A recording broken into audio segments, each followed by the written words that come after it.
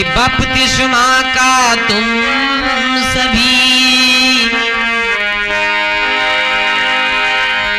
बपतिस्मा का तुम सभी समझ लीजिए ज्ञान, उसके गहरी बातों से नहीं रहो अनजान। सभी भाई बहनों को जय मसीह की। आइए आज हम बपतिस्मा के बारे में जानकारी प्राप्त करने वाले हैं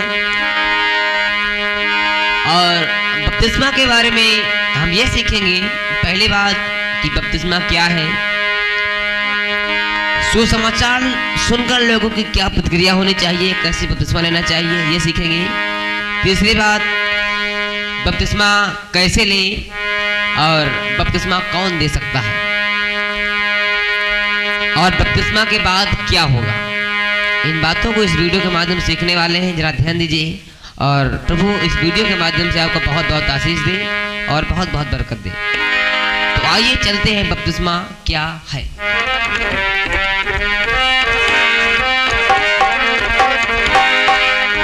कि बपतिस्मा क्या है मेरे भैया, बपतिस्मा क्या है मेरे भैया, सुनियो भैया जान लगाए, बात पते की कहता हूँ मैं, तुम्हारो जान बिसर नहीं जा।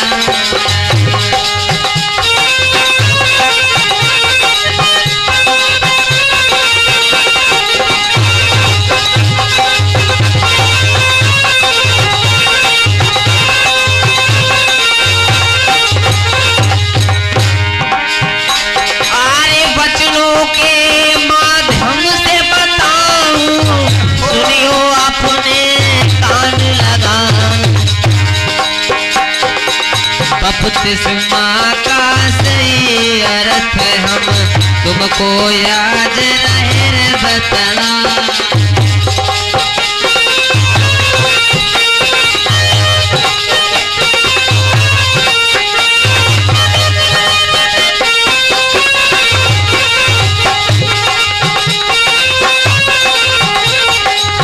बपतिस्मा का सही अर्थ हम तुमको याद रहे बतला, बपतिस्मा का सही अर्थ हम तुमको याद रहे बतला।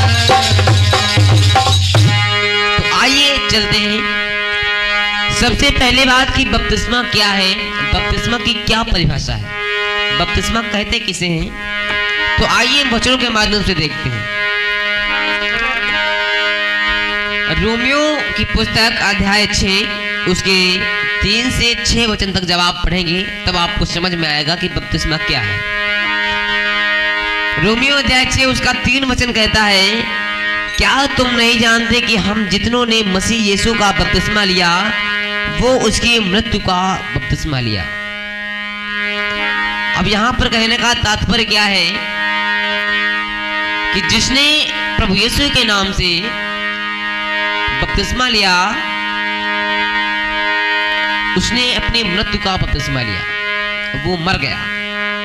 आगे क्या है, चौथे वचन में यूं लिखा गया है, सो उस मृत्यु का बपतिस्मा पाने से हम उसके साथ गाड़े गए, ताकि जैसे मसीह पिता की महिमा के द्वारा मरे हुओं में से जिलाया गया, वैसे ही हम भी नए जीवन की सी चाल चले। हालेलुया। मर जाने का यहाँ पर तात्पर्य यह है कि अपने पुराने मनुष्यत्व को त्याग करके नए मनुष्यत्व को धारण करना ही हमारा नया जन्म कहलाता है।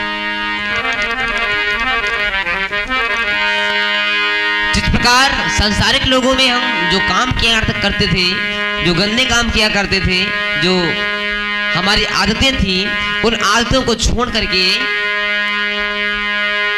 उन आदतों को मार करके जो नया जीवन मिलता है, जो प्रभु यीशु में जो हम नई चाल चलन चलते हैं, वही हमारा होता है बपतिस्मा। उसके 5 वचन में लिखा गया है, क्योंकि यदि हम उसकी मृत्यु की समानता में उसके साथ जुट गए तो निश्चय उसके जी उठने की समानता में भी जुट जाएंगे।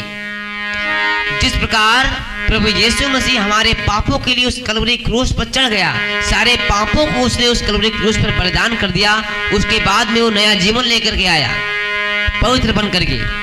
उसी प्रकार हम भी जब पानी में डूब जाते हैं तो सारे पापों को धो करके एक नया जीवन धारण कर लेते हैं। वही होता है हमारा बपतिस्मा। 6 वचन कहता है क्योंकि हम जानते हैं कि हमारा पुराना मनुष्यत्व उसके साथ क्रूस पर चढ़ाया गया। जब वो क्रूस पर हमारा प्रभु यीशु मसीह चढ़ा तो हमारे सारे पाप उसके साथ में चले गए, ताकि पाप का शरीर व्यर्थ हो जाए, ताकि हम आगे को पाप के दासत्व में न रहें। हालेलुया। अपने आप को पाप के जीवन से मार देना ही बपतिस्मा कहलाता है। ये बपतिस्मा की परिभाषा है। अगर आपसे कोई पूछे तो बपतिस्मा की यही परिभाषा है कि अपने आप को पाप के जीवन में मार देना ही बपतिस्मा कहलाता है। इन वचनों से साफ स्पष्ट होता है। इसीलिए कहना है कि पाप में जब हम खुद को मारे, अरे बपतिस्मा यही वचन उतारे।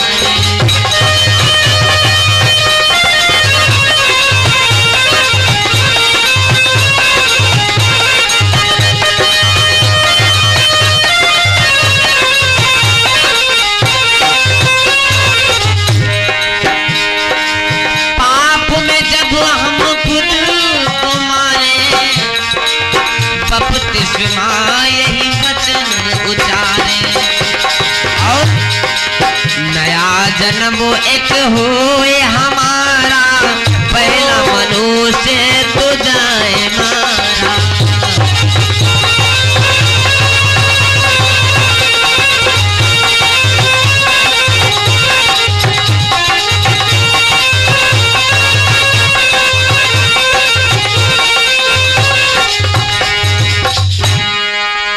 में जब हम खुद को मारे, बपतिस्मा यही वचन उचारे।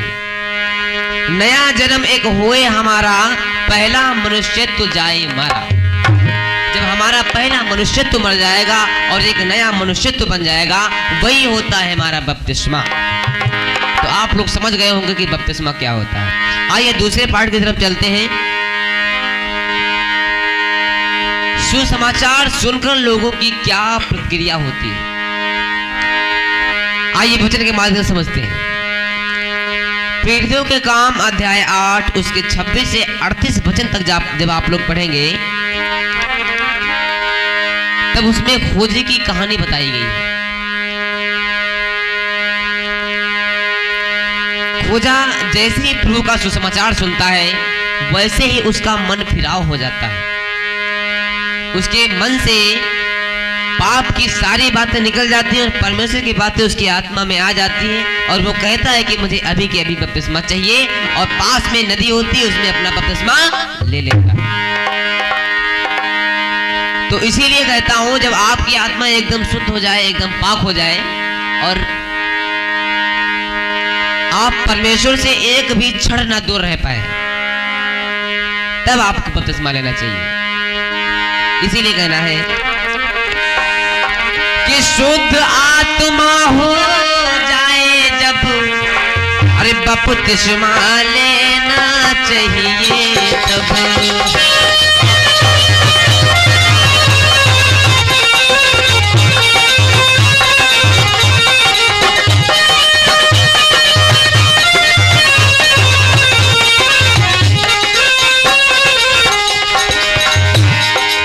शुद्ध आत्मा हो जाए जब, बपतिस्मा लेना चाहिए तब। पूछो ये तुम अपने मन से, कैसा रिश्ता है मेरा उनसे।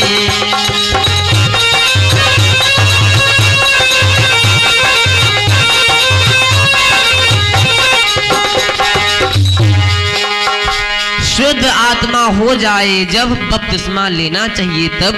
पूछो ये तुम अपने मन से, कैसा रिश्ता है मेरा उनसे। अपने आत्मा से पूछे कि हमारा संबंध परमेश्वर से कैसा है, कितना अटूट है, जब ये आपकी आत्मा गवाही देने लगे कि हाँ, हम पाप से अब दूर हो चुके हैं और परमेश्वर के करीब आ चुके हैं, तब आप बपतिस्मा को लें। क्योंकि बहुत चर्चों में ऐसा होता है कि कुछ लोग पास्टर व्यक्ति मसीह में आता है बस उसको बपतिस्मा देने लगते हैं। ऐसा नहीं होना चाहिए। जब तक वो मसीह में पक्का विश्वासी और पक्के चाल चलन वाला ना हो जाए, उसको ना एकदम खरा बना दें, तब तक बपतिस्मा नहीं देना चाहिए। जब एकदम वो खरा हो जाए परमेश्वर के राहों पर, तब उसे बपतिस्मा लेना चाहिए और तब उसे बपतिस्मा देना भी चाहिए। आइए तीसरी बात जानते हैं, बपतिस्मा कौन दे सकता है। बपतिस्मा में किससे लेना चाहिए, कौन दे सकता है बपतिस्मा। मत्ती अध्याय 28 उसके 19 वचन में लिखा है, इसलिए तुम जाकर सब जातियों के लोगों को चेला बनाओ और उन्हें पिता और पुत्र और पवित्र आत्मा के नाम से बपतिस्मा दो। ये यीशु मसीह अपने चेलों से बता रहे हैं कि लोगों को सुसमाचार सुनाओ, उद्धार का मार्ग बताओ और पिता, पुत्र और पवित्र आत्मा के नाम से लोगों को बपतिस्मा दो। और 20 वचन कहता है, और उन्हें सब बातें जो मैंने तुम्हें आज्ञा दी हैं मानना सिखाओ, और देखो मैं जगत के अंत तक सदैव तुम्हारे संग हूं। हालेलुया, बोले प्रभु यीशु मसीह की। तो इसलिए कलीसिया को भी इस बात से सीखना चाहिए, जो पास्टर हैं, जो गुरु हैं, अपने चेलों को सिखाएं और चेले किसी अन्य चेले को सिखाएं, किसी अन्य व्यक्ति को सिखाएं। जैसे कि हमारा कोई गुरु है और हम बपतिस्मा लिए हैं और हम पक्के चाल चलन वाले हैं, परमेश्वर की खराई पर चलते हैं, तो हम किसी को बपतिस्मा दे सकते हैं। ये नहीं कि पास्टर ही बपतिस्मा दे सकता है। प्रभु यीशु मसीह ने कहा कि सुसमाचार फैलाओ और लोगों को पिता, पुत्र और पवित्र आत्मा के नाम से बपतिस्मा दो। जो खराई पर चलता हो, जो खुद बपतिस्मा लिए हो और परमेश्वर की राहों पर चलता है, वो कोई भी लोगों को बपतिस्मा दे सकता है। उसमें लेने में बुराई कोई नहीं है। तो बपतिस्मा लेने के लिए बपतिस्मा देने के लिए वही व्यक्ति योग्य है जो परमेश्वर के राहों पर चलता है और जो खुद बपतिस्मा लिए हो। तो कहना है कि हर कलीसिया के चेले भी बपतिस्मा को दे सकते हैं। अरे अपने गुरु से सीख सीख जो प्रभु के पथ पर चलते हैं, अपने गुरु से सीख सीख।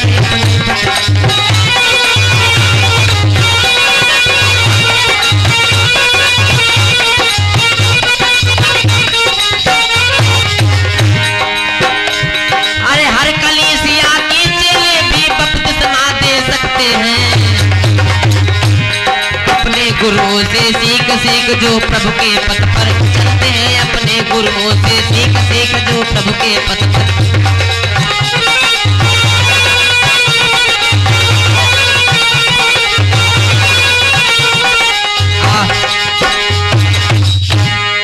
वो हर कलीसिया का चेला जो प्रभु के पथ पर चलता है और प्रभु के राहों पर चलता है और खुद बपतिस्मा लिए है, वो कोई भी लोगों को बपतिस्मा दे सकता है।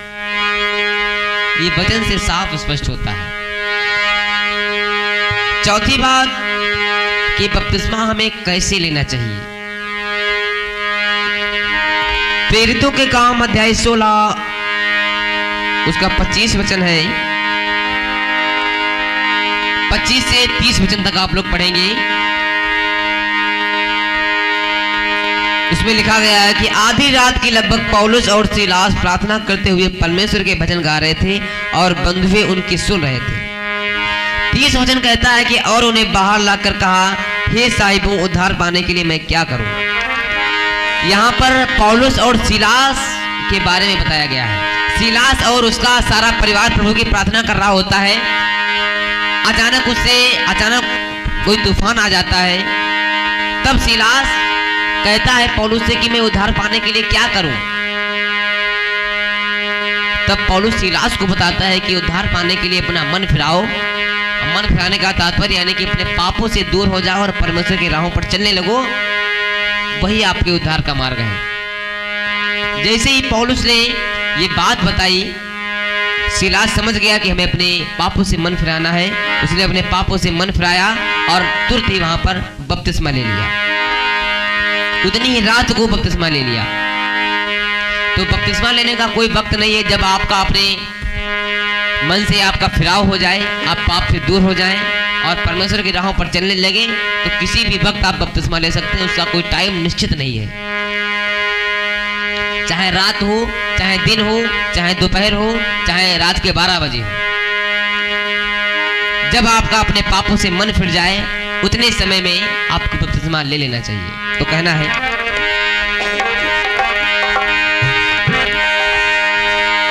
कि कोई वक्त नहीं, कोई देर नहीं,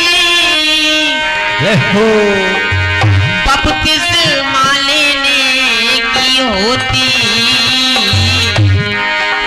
अरे जब मन फिर जाए पापों से, जब मन फिर जाए पापों से, तब ही ज्योति की दिल होती।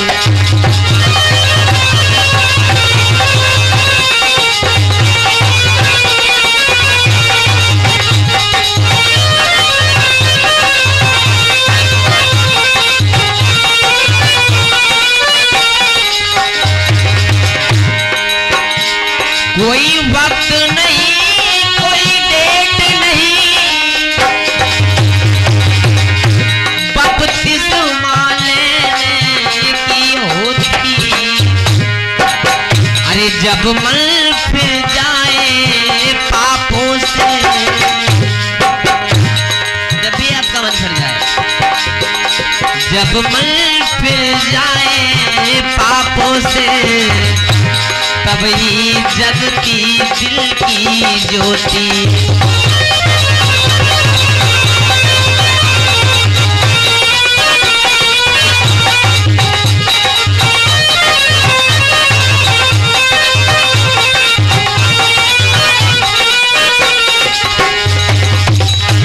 तो इसलिए बपतिस्मा हमें तब लेना चाहिए जब हमारा मन फिर जाए, एकदम हमारा आत्मा शुद्ध हो जाए। और बपतिस्मा लेने के लिए जहां पर पानी भरा हो और हमारा पूरा सिर उसमें डूब जाए, वहां पर बपतिस्मा लेना चाहिए। पांचवी बात कि बपतिस्मा के बाद हमारा क्या होगा, हमारा जीवन कैसा होगा, हमारा नया जीवन कैसा होगा। तो इसके लिए हम मत्ती अध्याय 4 उसके 1 से 11 वचन तक पढ़ते हैं, जिसमें प्रभु यीशु मसीह की परीक्षा को दर्शाया गया है। जब वो 40 दिन और 40 रात उपवास रहा, तो शैतान ने उसकी परीक्षा ली। तो जब शैतान प्रभु यीशु मसीह की परीक्षा ले सकता है, तो हम मनुष्य कौन है। इसलिए बपतिस्मा के बाद जो हमारा जीवन होता है बहुत ही कठिन होता है। कुछ दिनों के लिए कठिन होता है, आगे के लिए सरल हो जाता है। जब बपतिस्मा लेते हैं, प्रभु के राज्य में आ जाते हैं, तो शैतान हमारी परीक्षा ले सकता है, हमारे ऊपर कष्ट डाल सकता है, लेकिन उससे हमें नहीं घबराना है। अगर हम उससे घबरा गए, अगर उसके राहों पर नहीं डट पाए, तो हमारा बपतिस्मा व्यर्थ हो जाएगा। इसीलिए कहना है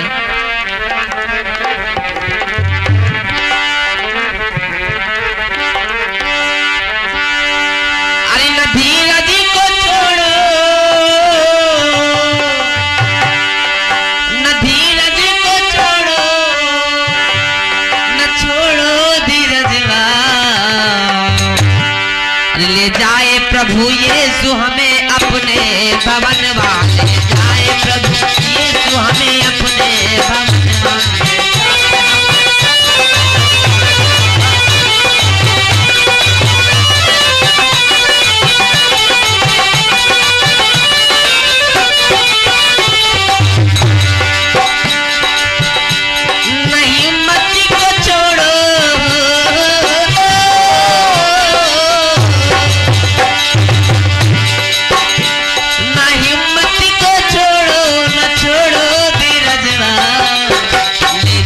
प्रभु यीशु हमें अपने भवन वाले, जाए प्रभु यीशु हमें अपने भवन वाले।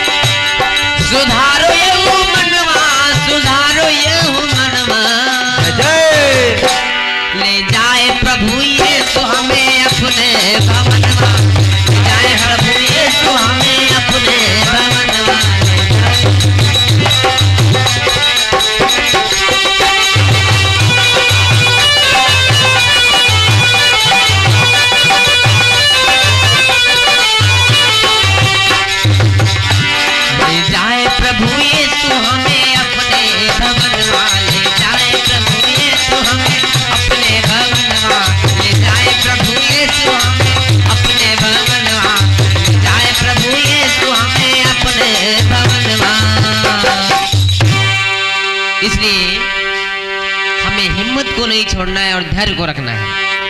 और जिसने अपने धैर्य को धारण कर लिया, जिसने धैर्य को बनाए रखा, समझो उसका जीवन पार हो गया।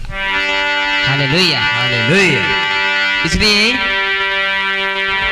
ये बपतिस्मा के बारे में जो कुछ मैंने जानकारी आपको दी, अगर इस तरीके से आप बपतिस्मा लेते हैं तो आपका जीवन एकदम सफल होगा और परमेश्वर आप पर कृपा बनाए रखेगा और परमेश्वर की राहों पर आप चलने पाएंगे। उम्मीद करता हूँ ये वीडियो आपको पसंद आई होगी, तो कृपया ये वीडियो उन सभी मसीह भाई बहनों के पास शेयर करें जो भी बपतिस्मा के बारे में जिनको जानकारी नहीं है, जो नहीं जानते कि बपतिस्मा में कैसे लेना चाहिए, किससे लेना चाहिए और क्यों लेना चाहिए और क्या होता है। बपतिस्मा के बाद हमारा क्या होगा, जिनको ये जानकारी नहीं है उन लोगों के पास में ये वीडियो शेयर करें और ज़्यादा से ज़्यादा लाइक बढ़ाएं। और अगर ये वीडियो अच्छी लगी तो कृपया चैनल पर सब्सक्राइब करें। महान दया होगी। परमेश्वर आपको खूब ब्लेस करें। मिलते हैं ऐसी अन्य वीडियो में, तब तक के लिए जय मसीह।